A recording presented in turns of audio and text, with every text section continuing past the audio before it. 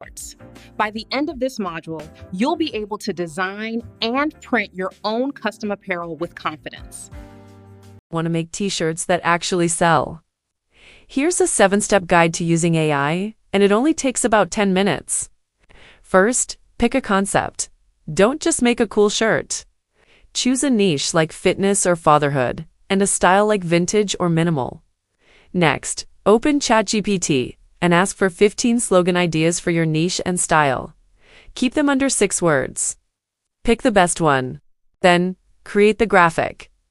A strong slogan can stand alone, but for a graphic, use an AI image generator. Your prompt should include keywords like print ready, high contrast, and no background. Now, build the design in Canva.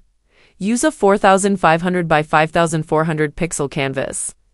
Add your text and graphic, keeping it simple and centered. Use 1 or 2 bold fonts. Export as a PNG with a transparent background. Finally, upload that PNG to Printful or Printify and start selling. Here's the secret. Don't make one perfect shirt. Make 10 good ones and see what sells. Follow for more tips.